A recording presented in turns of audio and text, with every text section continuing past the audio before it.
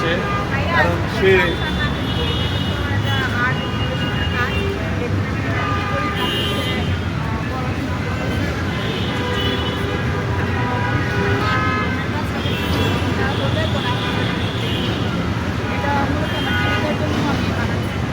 জীবিকার জন্য, মানে এখানে বসে তুমি কি করবা? আর্ট করবা?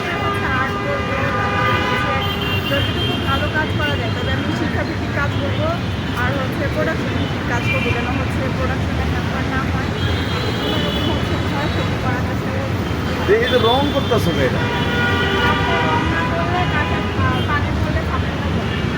ও আর রং এটা না করলে হচ্ছে তেল রং, এটা ভেদ করে পানি কম যায় কাঠের, যার কারণে এটা একটা প্রোডাক্ট কাঠের টিকে বেশি দিন। হ্যাঁ বেশি দিন টিকানোর জন্য কাঠ দেয়াল এবং বেশি দিন টিকানোর জন্য আমাদেরকে তেল রংটা ব্যবহার করতে হয়।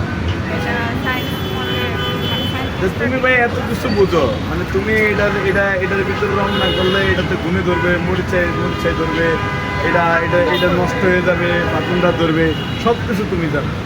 কিন্তু তুমি নিজে মানে পরিপাটি না থাকলে তো মানুষ খারাপ বলবে, সেটা জন্য কেন পরিপাটি হচ্ছে না?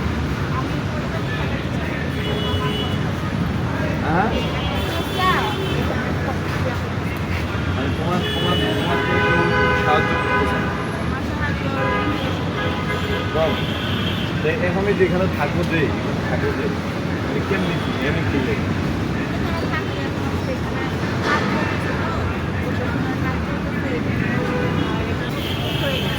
আচ্ছা, এই যে রং যে কিনছো ভাইয়া, এই রঙের টাকা পাইলে?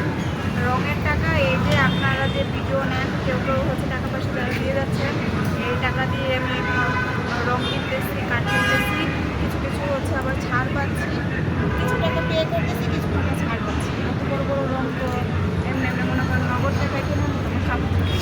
সামর্থ্য নেই।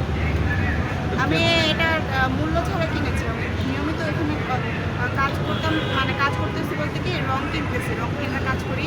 তো এই রং ক্রেতা হিসেবে আমাকে হচ্ছে তিনি আমাকে কিছু ছাড় দিয়েছেন, তাহলে এতখানি রং আমার পক্ষে আনা ছিল। প্রিয় দর্শক, ওর কাছ থেকে আরো বিস্তারিত জানবো।